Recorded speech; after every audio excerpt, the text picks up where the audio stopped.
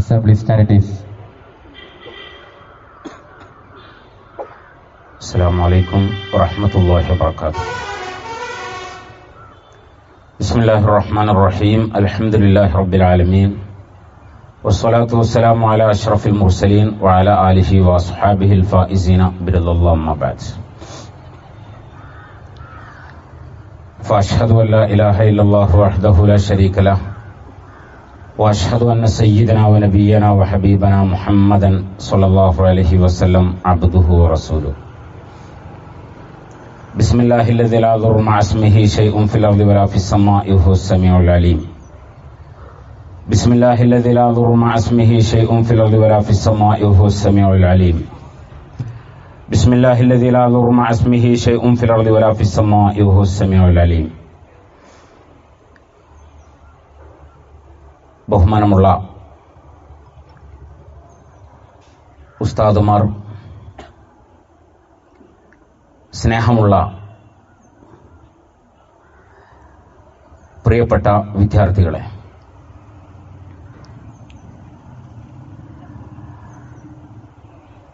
നാം ജവഹർലാൽ നെഹ്റുവിൻ്റെ പ്രഭാഷണം കേട്ടുകൊണ്ടാണ്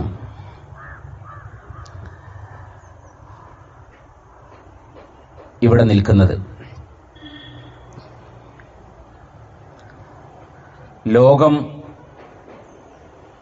ഉറങ്ങിക്കൊണ്ടിരിക്കുന്ന ഈ സമയത്ത് നാം ഇന്ത്യക്കാർ ഉണരുകയാണ്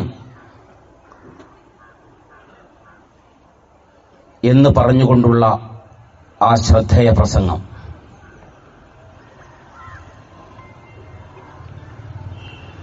സത്യത്തിൽ ആ പ്രസംഗത്തിന്റെ ഉള്ളടക്കം ഇന്ത്യ എന്തായിരുന്നു, നിലവിൽ എന്താണ്, ഇന്ത്യ എന്താകണം എന്ന ദീർഘദർശനം കാണപ്പെടുന്നതായിരുന്നു.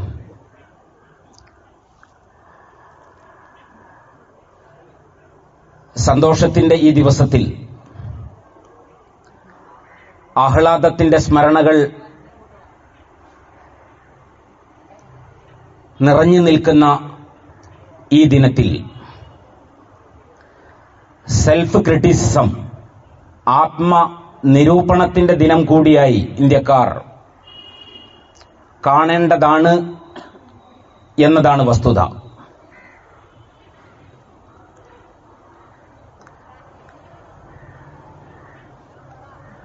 ഹെൻലി സൂചിക എന്ന പേരിൽ ലോകത്തെ പാസ്പോർട്ടുകളുടെ വാല്യൂ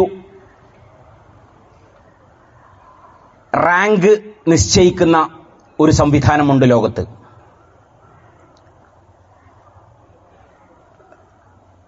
രാഷ്ട്രങ്ങൾക്ക് പാസ്പോർട്ടുകൾ ഉണ്ടാകും.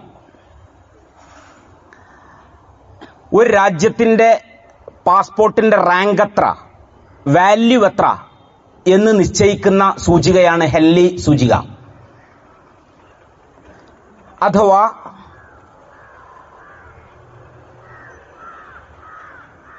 ഒരു പാസ്പോർട്ട് ഉപയോഗിച്ച് എത്ര ഇതര രാജ്യങ്ങളിലേക്ക് വിസ ഇല്ലാതെ പോകാം, അല്ലെങ്കിൽ വിസ ഓൺ അറൈവലായി പോകാം, അഥവാ ഒരു പാസ്പോർട്ടിന്റെ സഞ്ചാര സ്വാതന്ത്ര്യം എത്രത്തോളമുണ്ട് എന്നതിനനുസരിച്ചാണ് പാസ്പോർട്ടിന്റെ റാങ്കിംഗ് നടക്കുന്നത്. ലോകത്ത് ഹെൻലി സൂചിക പ്രകാരം നമ്പർ 1 പാസ്പോർട്ട് സിംഗപ്പൂരിൻ്റെതാണ്.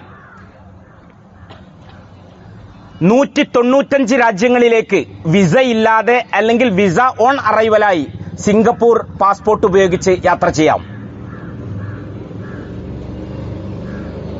നമ്മൾ ഇന്ത്യൻ പാസ്പോർട്ടിന്റെ റാങ്ക് എത്ര എന്ന് പരിശോധിച്ചാൽ 82 എന്ന് കാണാൻ കഴിയും. ഒരു രാജ്യത്തിന്റെ പാസ്പോർട്ട് എന്ന് പറഞ്ഞാൽ ഒരു പൗരന്റെ വില കൂടിയാണ്. ഒരു രാജ്യത്തിന്റെ വില കൂടി പരിഗണിക്കപ്പെടുന്ന, റാങ്ക് ചെയ്യപ്പെടുന്ന സന്ദർഭമാണത്, വേദിയാണത്. സിംഗപ്പൂർ 1-ാം സ്ഥാനത്ത് നിൽക്കുമ്പോൾ ഇന്ത്യ 82-ാം സ്ഥാനത്ത് നിൽക്കുന്നു നിലവിൽ. അമേരിക്ക പോലും ഒന്നല്ല, ബ്രിട്ടൻ പോലും ഒന്നല്ല, ജർമ്മനി, ഫ്രാൻസ്, ഇറ്റലി ഇതൊന്നും ഒന്നല്ല, താഴെയാണ്. ഈ റാങ്കിങ്ങിൽ ഇന്ത്യ 82-ാം സ്ഥാനത്താണ്. എന്തുകൊണ്ട് നയതന്ത്രപരമായ ഇടപെടലുകൾ കൃത്യമായി സത്യസന്ധമായി നടക്കുന്നില്ല എന്നതിന്റെ തെളിവ് കൂടിയാണ് ഈ റാങ്കിങ്. ഞാൻ തുടക്കത്തിലെ പറഞ്ഞു, ആത്മനിരൂപണത്തിനുള്ള ദിവസം കൂടിയാണ് സ്വാതന്ത്ര്യ ദിനം. ഏതൊരു രാജ്യത്തിനും നമ്മൾ എവിടെ എത്തി നിൽക്കുന്നു എന്ന് പരിശോധിക്കപ്പെടേണ്ട ദിനം കൂടിയാണിത്. അപ്പോൾ ഒരു സിംഗപ്പൂരുകാരൻ ഒരു എയർപോർട്ടിൽ വന്നിറങ്ങുമ്പോൾ അയാൾക്കുള്ള ഒരു ആത്മാഭിമാനമുണ്ട്. അയാളുടെ രാജ്യത്തിന്റെ പാസ്പോർട്ട് കയ്യിൽ സൂക്ഷിക്കുമ്പോൾ, കയ്യിൽ ഉയർത്തിപ്പിടിക്കുമ്പോൾ അയാൾക്കുണ്ടാകുന്ന ഒരു ധൈര്യമുണ്ട്, സന്തോഷമുണ്ട്. ആ സന്തോഷത്തിന്റെ മുന്നിൽ ഇന്ത്യൻ പാസ്പോർട്ട് 82-ാം സ്ഥാനത്താണ്. എന്തുകൊണ്ടാണ് ഇത്തരം വിഷയങ്ങൾ മാത്രമല്ല വിഷയങ്ങളായിട്ടുള്ളത്. ഞാൻ ശ്രദ്ധേയമായ ആത്മാഭിമാനത്തിന്റെ ഒരു വിഷയം പറയുകയാണ്. നമ്മൾ ഇത്തരം കാര്യങ്ങൾ പൊതുവെ ശ്രദ്ധിക്കാറില്ല. ഭരണകൂടം അല്ലെങ്കിൽ ഭരണാധികാരികൾ അവഗണിക്കപ്പെടുന്നുവെങ്കിൽ അവഗണിക്കപ്പെടട്ടെ, പരിഹസിക്കപ്പെടുന്നുവെങ്കിൽ പരിഹസിക്കപ്പെടട്ടെ, ചവിട്ടിമതിക്കപ്പെടുന്നുവെങ്കിൽ ചവിട്ടിമതിക്കപ്പെടട്ടെ എന്ന് വിചാരിക്കുന്ന ഇന്ത്യൻ പൗരന്മാർ പുച്ഛിക്കപ്പെടുമ്പോൾ വിഷമം വരാത്ത ഭരണാധികാരികളാണ് ഭരിക്കുന്നതെങ്കിൽ എന്തിനാണ് നമ്മൾ ഇത്ര റിസ്ക് എടുത്ത് സ്വാതന്ത്ര്യം നേടിയത്? ബ്രിട്ടീഷുകാരിൽ നിന്ന് സ്വാതന്ത്ര്യം വേണമെന്ന് ഇന്ത്യ ആഗ്രഹിച്ചത് നീതി കിട്ടാനാണ്, അല്ലേ? 100% നീതി കിട്ടുന്നുവെങ്കിൽ എന്തിന് നാം അവരെ പറഞ്ഞയക്കണം? നീതി കിട്ടാനാണ് ബ്രിട്ടീഷുകാരെ നാം പറഞ്ഞയച്ചത്. നിങ്ങൾ ആലോചിച്ചു നോക്കൂ, മോഡി സർക്കാരിന്റെ 3-ാം വരവിലെ ഫസ്റ്റ് ബജറ്റാണ് ഇപ്പോൾ കഴിഞ്ഞത്. കേരളം എന്നൊരു പദം പോലും പരാമർശിക്കപ്പെടാതെ അവസാനിച്ച ആ ബജറ്റിന്റെ ലക്ഷ്യമെന്തായിരുന്നു? തങ്ങളെ എതിർക്കുന്ന, തങ്ങളെ വിമർശിക്കുന്ന, തങ്ങളുടെ ചൊൽപ്പടിക്ക് കീഴിൽ നിൽക്കാത്ത സംസ്ഥാനങ്ങളെ ടാർഗറ്റ് ചെയ്ത് നശിപ്പിക്കുമ്പോൾ ഭരണഘടന, ഫെഡറലിസം തകരുകയാണ്.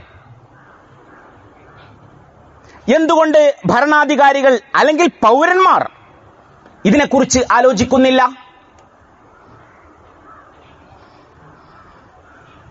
ചില സംസ്ഥാനങ്ങൾക്ക് വാരിക്കോരി കൊടുത്തു. ഏക യോഗ്യത ഈ ഫാഷിസത്തെ സപ്പോർട്ട് ചെയ്തു എന്നതാണ്. ചില സംസ്ഥാനങ്ങൾ പരാമർശിച്ചില്ല, മെയിൻറ്റ് ചെയ്തതേയില്ല. ഏക തെറ്റ് ഫാഷിസത്തെ ചോദ്യം ചെയ്തു എന്നതാണ്. ഇവിടെ ആത്മനിരൂപണം നടത്തേണ്ടതുണ്ട്. ഇനി ഇക്കഴിഞ്ഞ ഒളിമ്പിക്സ്, പാരീസ് ഒളിമ്പിക്സ്, കോടിക്കണക്കിന് രൂപ ചെലവഴിച്ചുകൊണ്ടാണ് ധാരാളം ആളുകൾ, വലിയൊരു ജംബോ ടീമാണ് പാരീസിലേക്ക് പറന്നത്. മത്സരിക്കുന്നവരുണ്ട്, അവരുടെ പേഴ്സണൽ സ്റ്റാഫുകളായിട്ടും സഹായികളായിട്ടും ധാരാളം ആളുകളുണ്ട്. വലിയൊരു ടീം, കോടിക്കണക്കിന് രൂപ ചെലവഴിച്ചുകൊണ്ട് ദാരിദ്ര്യത്തിൽ കിടക്കുന്ന ഈ രാജ്യം അങ്ങനെയെങ്കിലും ആത്മാഭിമാനം വളരട്ടെ എന്ന പ്രതീക്ഷയിൽ ഫ്രാൻസിലേക്ക് വലിയൊരു ടീമിനെ പറഞ്ഞയച്ചു. നിങ്ങൾ ആലോചിച്ച് നോക്കൂ, എത്രാം സ്ഥാനമാണ് ഇന്ത്യക്കുള്ളത്? 71 സ്ഥാനമാണ് ഇന്ത്യക്കുള്ളത്. ആകെ എത്ര ടീമുള്ള 84 മറ്റോ ആണ് രാജ്യങ്ങൾ അവിടെ അറ്റൻഡ് ചെയ്യുന്നത്. അതിൽ 71 സ്ഥാനമാണ് ഇന്ത്യക്ക്. 1 അമേരിക്ക എടുത്തു, 2 ചൈന എടുത്തു. അവിടെയാണ് വിഷയം. ചൈനയിലേക്ക് കുറെ ടൂർ പോയത് കൊണ്ട് കാര്യമില്ല. ചൈന അതിർത്തി പ്രശ്നം ഉന്നയിച്ചുകൊണ്ട് നിരന്തരം കലാപ സാധ്യതകളെ കുറിച്ച് സംസാരിച്ചതുകൊണ്ട്, യുദ്ധസാധ്യതകളെ കുറിച്ച് ഭീകരാന്തരീക്ഷം സൃഷ്ടിച്ച് കത്തിയടിച്ചതുകൊണ്ട്, തള്ളിവിട്ടതുകൊണ്ട് കാര്യമില്ല. ചൈന എവിടെ നിൽക്കുന്നു? അതല്ലേ ആലോചിക്കേണ്ടത്. ഇന്ത്യ നേരിടുന്ന പ്രശ്നങ്ങളിൽ ഒന്ന് പോപ്പുലേഷനാണ്, ജനസംഖ്യയാണ് എന്ന് ഇപ്പോഴും എക്കണോമിക്സിൽ പഠിപ്പിക്കപ്പെട്ടുകൊണ്ടിരിക്കുന്നു. സത്യത്തിൽ പോപ്പുലേഷൻ എന്നത് ഏറ്റവും വലിയ മാൻ പവർ ആണെന്ന് ലോകത്തിന് കാണിച്ചു കൊടുത്ത രാജ്യമല്ലേ ചൈന? അവസാന നിമിഷം വരെ US-നോട് ഇഞ്ചോടിഞ്ച് പോരാടിയാണ് ചൈന കീഴടങ്ങിയത്, 2ാം സ്ഥാനത്തേക്ക് വന്നത്. സത്യത്തിൽ ഇന്ത്യയുടെ അഭിമാനമാകേണ്ടിയിരുന്ന, ഇന്ത്യക്ക് തീർച്ചയായും ഗോൾഡ് മെഡൽ കൊണ്ടുവരേണ്ടിയിരുന്ന ഒരു ഗുസ്തി പ്രതിഭയെ തീർത്തും രാഷ്ട്രീയമായ ലാക്കോടെ സമീപിക്കുകയും തകർത്തെറിയാൻ ശ്രമിക്കുകയുമായിരുന്നില്ലേ അവിടെ നമ്മൾ കണ്ടത്? ശ്രമിക്കുന്നതല്ലേ നമ്മൾ കണ്ടത്? അതല്ലേ അവിടെ നടന്നത്? സ്വന്തം രാജ്യത്താൽ ചവിട്ടിമെതിക്കപ്പെട്ട ഒരു താരമാണ് ഇവിടെ മത്സരിക്കുന്നതെന്ന് ഫോഗട്ടിനെ കുറിച്ച് ലോകമാധ്യമങ്ങൾ എഴുതേണ്ട ഗതികേട് നമ്മൾ കണ്ടല്ലോ. ഇന്ത്യയുടെ മാനം എത്രയാണ് അവിടെ പിച്ചു ചീന്തപ്പെട്ടത്? സ്വന്തം രാഷ്ട്രത്താൽ അവമതിക്കപ്പെട്ട, ചവിട്ടിമതിക്കപ്പെട്ട ഫോഗട്ടാണ് ഇവിടെ ഗുസ്തിക്കായി ഇറങ്ങുന്നത് എന്ന് ലോകമാധ്യമങ്ങൾ പരിചയപ്പെടുത്തുമ്പോൾ ഇന്ത്യയുടെ മാനമല്ലേ പിച്ചു ചീന്തപ്പെടുന്നത്? വെയിറ്റ് കൂടി എന്നതാണ് പ്രശ്നം. പെട്ടെന്ന് സംഭവിക്കുന്നതാണോ അത്? എത്ര പേർ ഈ ഫോഗട്ടിനെ സഹായിക്കാനായി ഇന്ത്യന്റെ കാശ് ഉപയോഗിച്ചുകൊണ്ട്, ഈ രാജ്യത്തിന്റെ കാശ് ഉപയോഗിച്ചുകൊണ്ട് ഫ്രാൻസിലെത്തിയിരുന്നു? അവരെന്തുകൊണ്ട് ശ്രദ്ധിച്ചില്ല? കോച്ച് എന്തുകൊണ്ട് ശ്രദ്ധിച്ചില്ല? അവിടുത്തെ ന്യൂട്രീഷ്യൻസ് എന്തുകൊണ്ട് ശ്രദ്ധിച്ചില്ല? ഡയറ്റീഷ്യൻസ് എന്തുകൊണ്ട് ശ്രദ്ധിച്ചില്ല? അവർക്ക് എന്തിനാണ് പിന്നെ ഈ രാജ്യം ശമ്പളം കൊടുത്തത്, കാശ് കൊടുത്തത്, ഫ്രീ ടിക്കറ്റ് കൊടുത്തത് ഫ്രാൻസിലേക്ക്? അതിന്റെ ഉത്തരവാദി ഫോഗട്ടാണെന്ന് പറഞ്ഞ് പിന്മാറാനാണോ ഈ വലിയ സംഘം ഇന്ത്യൻ കാശ് ഉപയോഗിച്ച് ഫ്രാൻസിലേക്ക് പറഞ്ഞത്? തീർച്ചയായിട്ടും ആത്മവിമർശനം നടത്തേണ്ട പോയിന്റ് തന്നെയാണത്. ഇപ്പോ ഇവിടെ വയനാട്ടിൽ വലിയൊരു ഡിസാസ്റ്റർ ഉണ്ടായി, ഒരു വലിയ പ്രകൃതി ദുരന്തമുണ്ടായി. ഈ സമയത്ത് സ്വാഭാവികമായിട്ടും ആളുകളൊക്കെ ചോദിച്ചത് ഇവിടുത്തെ ഡിസാസ്റ്റർ മാനേജ്മെന്റിന്റെ വിഷയങ്ങളെ കുറിച്ചാണ്, അല്ലെങ്കിൽ ഡിസാസ്റ്റർ മാനേജ്മെന്റിനെ കുറിച്ചാണ് ചോദിക്കപ്പെട്ടത്. അപ്പൊ നമ്മളത് പരിശോധിക്കുമ്പോൾ ഇവിടുത്തെ ഡിസാസ്റ്റർ മാനേജ്മെന്റ് എന്ന് പറഞ്ഞാൽ സംസ്ഥാന തലത്തിൽ മുഖ്യമന്ത്രിക്ക് ഇഷ്ടപ്പെട്ട 9 പേരും വിദഗ്ധരാകണമെന്നില്ല. അന്ന് ആലോചിച്ച് നോക്കൂ. ദേശീയ തലത്തിലോ പ്രധാനമന്ത്രിക്ക് ഇഷ്ടപ്പെട്ട 9 പേരും. എന്ത് മാനേജ്മെന്റാണിത്? അവര് തന്നെ ഒരു ഡിസാസ്റ്ററായി, ദുരന്തമായി മാറുന്ന രംഗമാണ് നമ്മൾ കണ്ടുകൊണ്ടിരിക്കുന്നത്. ഡിസാസ്റ്റർ മാനേജ്മെന്റ് എന്ന പേരിൽ അവര് തന്നെ സ്വയം ദുരന്തമായി മാറുന്ന കാഴ്ച. സത്യത്തിൽ ചൈന പോലുള്ള രാജ്യങ്ങൾ ഓരോ കലാമിറ്റീസ് വരുമ്പോൾ, ഡിസാസ്റ്റേഴ്സ് വരുമ്പോൾ ഇതര ജീവജാലങ്ങൾ, ഉദാഹരണം പാമ്പ്, ബേഡ്സ്, പക്ഷികൾ, ഇവയൊക്കെ ചില സൂചനകൾ നൽകുന്നുണ്ടെന്നും, തണുത്ത കാലാവസ്ഥയാണെങ്കിൽ പോലും പാമ്പൊക്കെ ഭൂമിക്കുലുക്കം വരുന്നുവെങ്കിൽ പുറത്തേക്കിറങ്ങുമെന്നും, ബേഡ്സ് ഒന്നിച്ച് ആയിരക്കണക്കിന് 10,000-കണക്കിന് പക്ഷികൾ ആ സ്ഥലം വിടുമെന്നും, കൊടുങ്കാറ്റ് വരുന്നുവെങ്കിൽ അല്ലെങ്കിൽ അത്തരത്തിലുള്ള ദുരന്തങ്ങൾ വരുന്നുവെങ്കിൽ അവർ പലായനം ചെയ്യുന്നുവെന്നും ലോകത്ത് ചർച്ച ചെയ്യപ്പെട്ടിട്ടുണ്ട്. പക്ഷേ അവ ഉപയോഗപ്പെടുത്താൻ, ഈ ഇതര ജീവജാലങ്ങൾ നൽകുന്ന സൂചനകൾ ഉപയോഗപ്പെടുത്തി മനുഷ്യകുലത്തിന് അവ ബെനഫിഷ്യന്റ് ആക്കി മാറ്റാൻ ലോകത്ത് ശ്രമിച്ചുകൊണ്ടിരിക്കുന്ന രാജ്യം ചൈനയാണ്. സത്യത്തിൽ കേരളത്തിലെ എല്ലാ സംസ്ഥാനങ്ങളിലും ഏത് സമയവും പ്രകൃതി ദുരന്തം ഉണ്ടാകാൻ സാധ്യതയുണ്ടെന്ന് വിലയിരുത്തപ്പെട്ട ജില്ലകളാണ് കേരളത്തിലുള്ളത്. എന്നിട്ട് പോലും ഒരു അക്കാഡമിക് പഠനം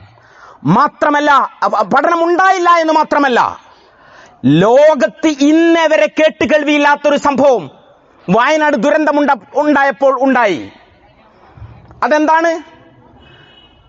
നോ എൻട്രി ടു സയന്റിസ്റ്റ്, ശാസ്ത്രജ്ഞന്മാർക്ക് പ്രവേശനമില്ല എന്ന്. ഒന്ന് ആലോചിച്ചു നോക്കൂ. ഒരു ദുരന്തമുണ്ടായപ്പോൾ വിവരമുള്ളവർക്ക് ആ പ്രദേശത്തേക്ക് പ്രവേശനമില്ല എന്ന് ലോകത്താരെങ്കിലും അങ്ങനെ പ്രഖ്യാപിക്കുമോ? എത്ര നാണക്കേടാണ്. വിദേശ മാധ്യമങ്ങൾ പോലും ചർച്ച ചെയ്ത വിഷയമല്ലേ അത്? എത്ര നാണക്കേടാണത്. അതുകൊണ്ടല്ലേ മുഖ്യമന്ത്രി തന്നെ നേരിട്ടിടപെട്ട് അത് പിൻവലിച്ചത്. പിൻവലിക്കുന്നതിന് മുമ്പ് ആരാണത് മുൻവലിച്ചത്? ഈ പ്രകൃതി ദുരന്തത്തിന് ഒരു പ്രഭവ കേന്ദ്രം തേടുന്നുവെങ്കിൽ ഈ വിഷയത്തിന് പിന്നിൽ ഒരു പ്രഭവ കേന്ദ്രമുണ്ടെന്ന് മനസ്സിലാക്കി ആളെ കണ്ടുപിടിക്കേണ്ട ഉത്തരവാദിത്വം ഇവിടുത്തെ ഗവൺമെന്റിനില്ലേ? സയന്റിസ്റ്റുകൾക്ക് നോ എൻട്രി എന്ന് പറയുന്നത് എത്ര വിഡ്ഢിത്തവും അപമാനകരവുമാണത്. അപ്പൊ എന്ത് കളിയാണ് വയനാട്ടിൽ മുമ്പ് നടന്നത്? ദുരന്തത്തിന് മുമ്പ് ലോകമെല്ലാവരും നമ്മെപ്പോലെ വിഡ്ഢികളാണെന്ന് മനസ്സിലാക്കരുത്. നമ്മുടെ രാജ്യത്തെ ഒരു സംവിധാനം പോലെയാണ് ലോകത്തെല്ലായിടത്തും എന്ന് തെറ്റിദ്ധരിക്കരുത്. വിവരമുള്ളവർ വിലയിരുത്തുക തന്നെ ചെയ്യും. അത് ഈ രാജ്യത്തിന്റെ മാനക്കേടായി അവശേഷിക്കും. അപ്പൊ ചൈന എന്ന് പറഞ്ഞാൽ പോരാ. പാകിസ്ഥാനിൽ നിന്ന് ജാവലിനിൽ 1ാം സ്ഥാനം നദീമിന് കിട്ടിയപ്പോൾ ഒരു തെരുവിൽ നിന്നാണ് ആ ചെക്കൻ വളർന്നു വന്നത്.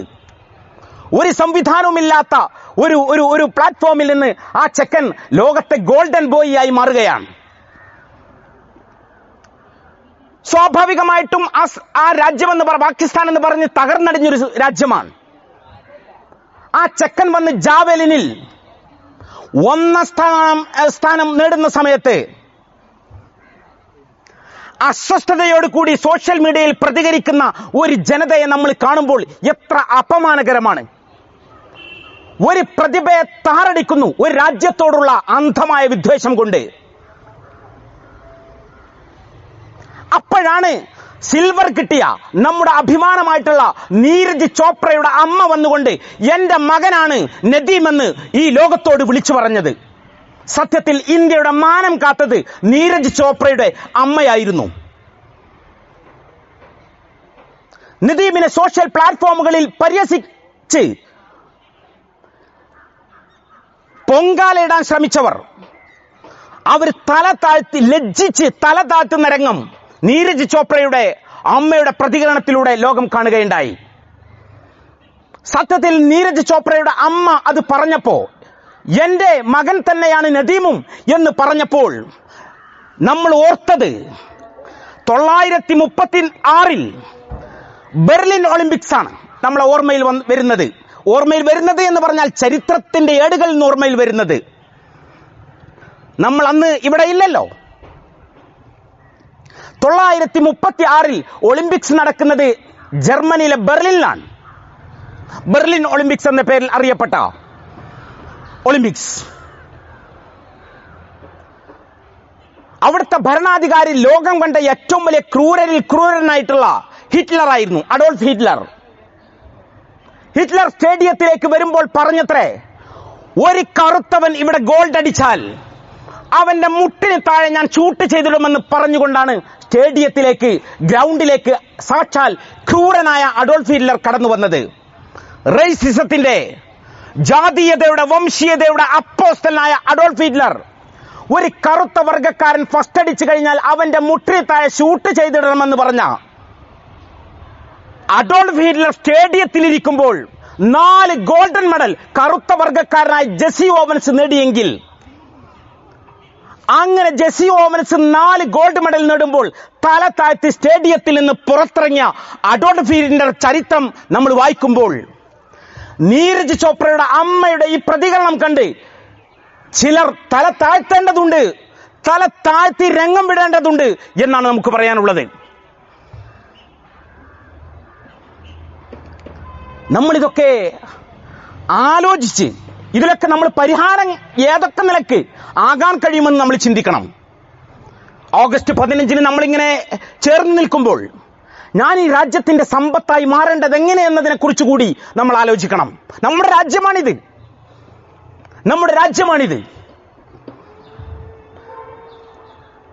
ഈ രാജ്യത്തിന്റെ അഭിമാനം നമ്മുടെ അഭിമാനമാണ്. ഈ രാജ്യത്തിന്റെ സ്വാതന്ത്ര്യം നമ്മുടെ സ്വാതന്ത്ര്യമാണ്. അതുകൊണ്ട് ആത്മാഭിമാനത്തോടു കൂടി ഈ രാജ്യത്തിന് വേണ്ടി സേവനം ചെയ്യാനുള്ള മനക്കരുത്ത് നമ്മളിൽ ഉണ്ടാകണം. മറ്റൊരു ആത്മവിമർശനമായി എനിക്ക് ചർച്ച ചെയ്യാനുള്ളത് ഇക്കഴിഞ്ഞ ജൂലൈ 19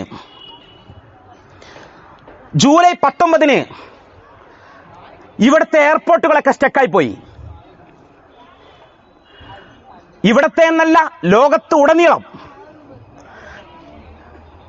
എയർപോർട്ടൊക്കെ സ്റ്റക്കായി പോയി. ബോർഡിംഗ് പാസില്, വിമാനത്തിലേക്കുള്ള ബോർഡിംഗ് പാസില് കയ്യേറ്റാണ് എഴുതി തന്നത്. സംവിധാനങ്ങളൊക്കെ നിലച്ചുപോയി, ബാങ്കുകൾ നിലച്ചുപോയി,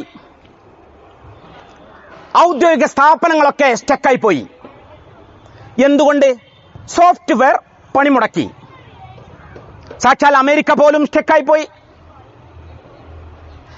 അപ്പൊ നമ്മൾ ചിന്തിക്കേണ്ടത്, നമ്മുടെ സ്വാതന്ത്ര്യം ആരുടെ കയ്യിലാണ്? ഏതോ ഒരു പ്രൈവറ്റ് കമ്പനിയുടെ സിസ്റ്റം സ്റ്റക്കാകുന്ന രാജ്യങ്ങളാണെങ്കിൽ പിന്നെ ആരിൽ നിന്നാണ് സ്വാതന്ത്ര്യം കിട്ടിയിട്ടുള്ളത്? ഒരു സോഫ്റ്റ്വെയർ സ്റ്റക്കാകുമ്പോൾ നമ്മുടെ എയർപോർട്ട് സംവിധാനങ്ങളൊക്കെ സ്റ്റക്കാകുന്നുവെങ്കിൽ, നമ്മുടെ ബാങ്കിംഗ് സംവിധാനങ്ങളൊക്കെ സ്റ്റക്കാകുന്നുവെങ്കിൽ, നമ്മുടെ ഓഫീസ് പ്രവർത്തനങ്ങളൊക്കെ സ്റ്റക്കാകുന്നുവെങ്കിൽ എവിടെയാണ്, ആരാണ് സ്വാതന്ത്ര്യം കിട്ടിയത്, നൽകിയത്? ആലോചിക്കേണ്ടത്. സത്യത്തിൽ ആ പ്രതിഭാസത്തെക്കുറിച്ച് അല്ലെങ്കിൽ ആ പ്രശ്നത്തെ ലോകം വിലയിരുത്തിയത് ഡിജിറ്റൽ പാൻഡമിക് എന്ന പേരിട്ടുകൊണ്ടാണ്, അഥവാ ഡിജിറ്റൽ മഹാമാരി. ഡിജിറ്റൽ രംഗത്തെ കോവിഡ് പോലെ ഒരു മഹാമാരിയായിട്ടാണ് ആ പ്രശ്നത്തെ ലോകം വിലയിരുത്തിയത്. Digital pandemic. സിസ്റ്റങ്ങളൊക്കെ സ്റ്റക്കായി പോയി.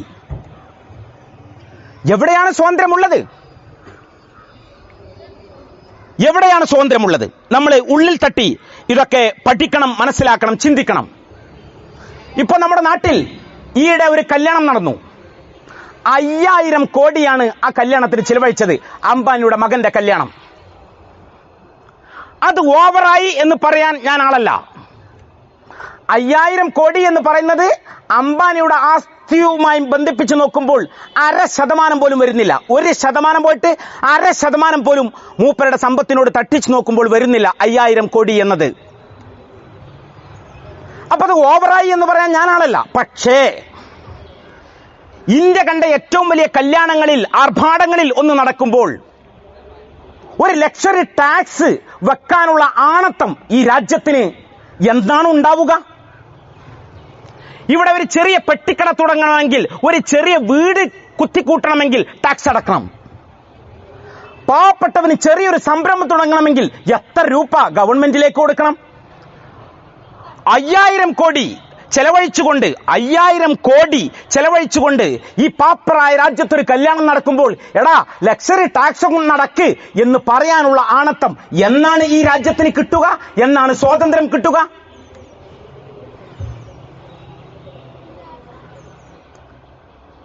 എത്ര പാവപ്പെട്ടവർ ടാക്സ് അടക്കാത്തതിന്റെ പേരിൽ തെരുവിലേക്ക് വലിച്ചിഴക്കപ്പെട്ടിട്ടുണ്ട്? എത്ര പേർ ജപ്തി ചെയ്യപ്പെട്ടിട്ടുണ്ട്? എത്ര പേർക്ക് വീട് നഷ്ടപ്പെട്ടിട്ടുണ്ട്? ഭവനരഹിതരായി മാറിയിട്ടുണ്ട്. അപ്പൊ നമ്മൾ ചിന്തിക്കണം, സ്വാതന്ത്ര്യം ഇനിയും കിട്ടേണ്ടതുണ്ട്.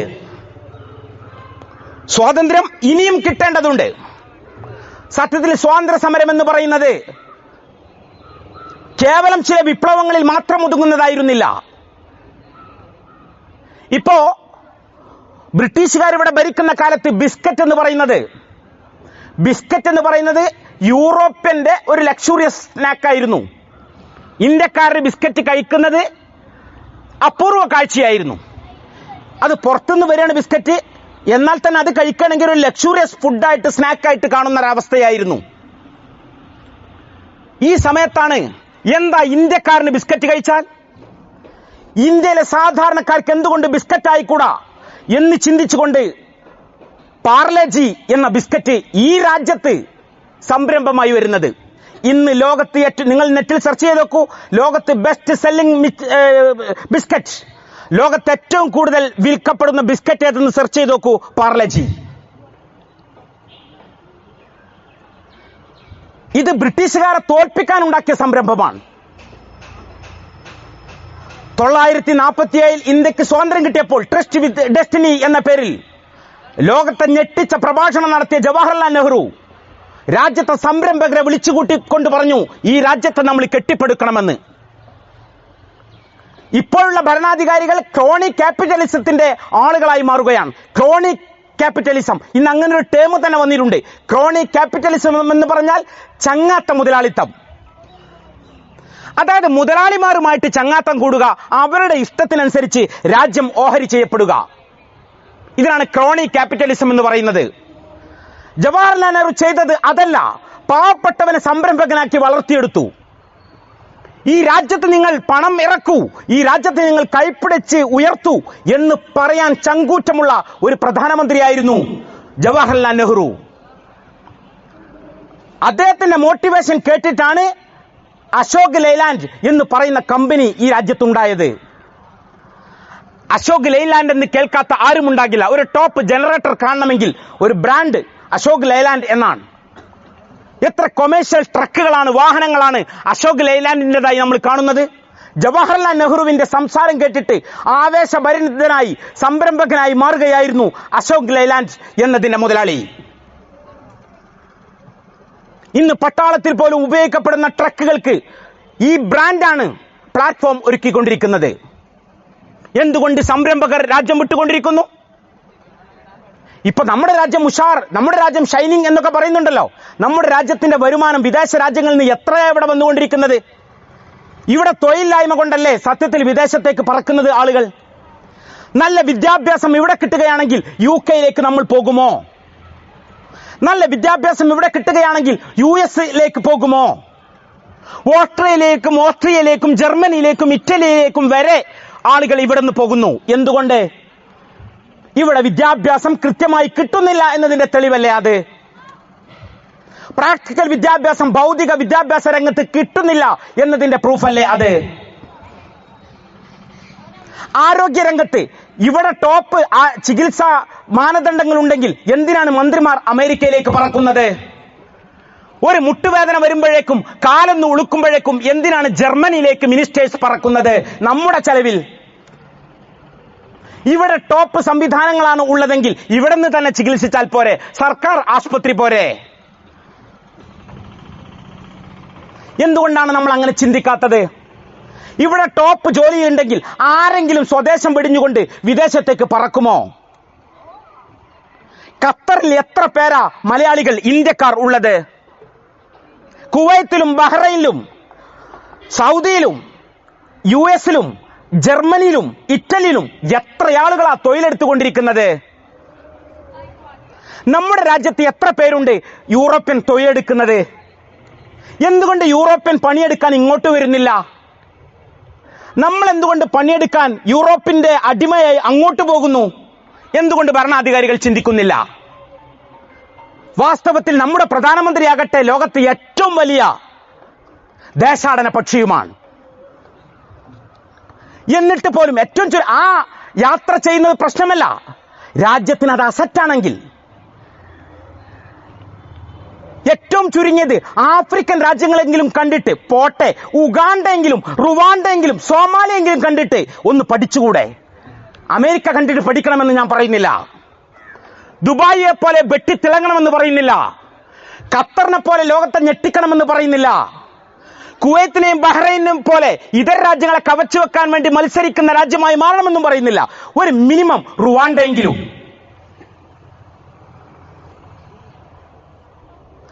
ഇത്ര രാജ്യങ്ങൾ ഈ രാജ്യത്തിന്റെ ചെലവിൽ സന്ദർശിച്ചുകൊണ്ടിരിക്കുന്ന പ്രധാനമന്ത്രിക്ക് ഒരു രാജ്യമെങ്കിലും ഒന്ന് പഠിച്ചുകൂടെ? എന്തുകൊണ്ടാണ് ഇവർ ഇങ്ങനെ ആയത് എന്ന്? ഈ രാജ്യത്തെ പൗരന്മാരെ എന്തിനു പീഡിപ്പിക്കണം, വിഷമിപ്പിക്കണം, വഞ്ചിക്കണം? ഒന്ന് സഹായിച്ചുകൂടെ ഈ രാജ്യത്തെ? എത്രാമത്തെ തവണയായി ഇപ്പൊ ഭരണത്തിലിരിക്കുന്നത്? എന്ത് മാറ്റമായി ഈ രാജ്യത്തിന് വന്നത്? വർഗീയത കൂടി എന്നല്ലാതെ. ഒളിമ്പിക്സ് വേദിയിൽ പോലും ഇന്ത്യയെ വർഗീയ കൺട്രിയായി കാണപ്പെടുന്ന ഒരു അവസ്ഥ വന്നെങ്കിൽ എത്ര പരിതാപകരമാണത്. അതുകൊണ്ട് ഞാൻ അവസാനിപ്പിക്കുന്നു.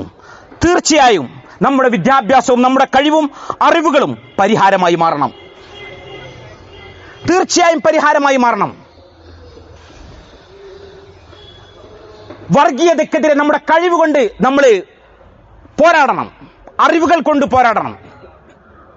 ഈ രാജ്യത്തെ നമ്മൾ കെട്ടിപ്പടുക്കുക തന്നെ വേണം.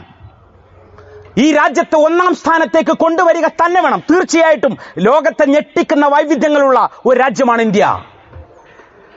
സാമ്പത്തിക ഭദ്രത കൃത്യമായി പ്ലാനോട് കൂടി നടത്തുകയാണെങ്കിൽ ഒന്നാം സ്ഥാനത്ത് വരേണ്ട രാജ്യമാണ് ഇന്ത്യ. കൃത്യമായ പ്ലാനിംഗ് ഉണ്ടെങ്കിൽ സംരംഭക സ്ഥാനത്ത് ഒന്നാം സ്ഥാനത്ത് വരേണ്ട രാജ്യമാണ് ഇന്ത്യ. ഇത്ര മാൻ പവർ, ലോകത്തെ ഏറ്റവും കൂടുതൽ മാൻ പവർ ഉള്ള ഇന്ത്യ എന്ന രാജ്യം എന്തുകൊണ്ട് പിന്നാക്കം പോകുന്നു? എന്നിട്ട് അതിന്റെ പേര് രാഷ്ട്രീയം കളിച്ചുകൊണ്ട് അവിടെ നമ്മൾ അടിവരയിട്ട് മനസ്സിലാക്കേണ്ടത് അറിവിന്റെ മേലെ, വിവരത്തിന്റെ മേലെ, സയൻസിന്റെ മേലെ രാഷ്ട്രീയം പറന്നാൽ രാജ്യം നന്നാകില്ല എന്നാണ്.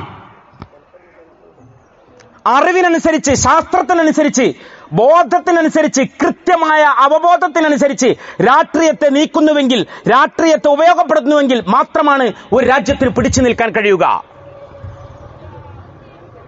അതുകൊണ്ട് ഇന്ത്യ എന്ന് പറയുന്നത് കേവലം പ്രഹസനമാക്കി മാറ്റാതെ ആത്മാഭിമാനത്തോടെ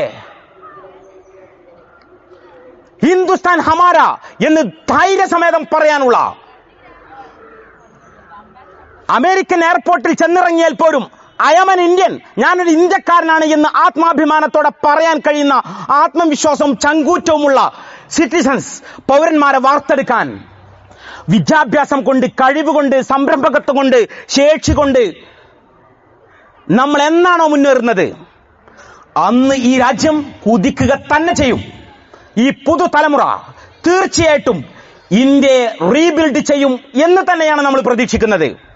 അള്ളാഹു അതിന് സഹായിക്കട്ടെ എന്ന് പ്രാർത്ഥിച്ചുകൊണ്ട് ഞാൻ അവസാനിപ്പിക്കുന്നു. ആഖിറു ദഅവാന അനിൽ ഹംദുലില്ലാഹി റബ്ബിൽ ആലമീൻ. വസ്സലാമു അലൈക്കും വറഹ്മത്തുള്ളാഹി വബറകാതുഹു. സദസ്സിന്റെ ആശംസാർപ്പിക്കുന്നതിന് ഉനൈസ് ഹുദവി ഉസ്താദിനെ സാദരം ക്ഷണിക്കുന്നു. അസ്സലാമു അലൈക്കും വറഹ്മത്തുള്ളാഹി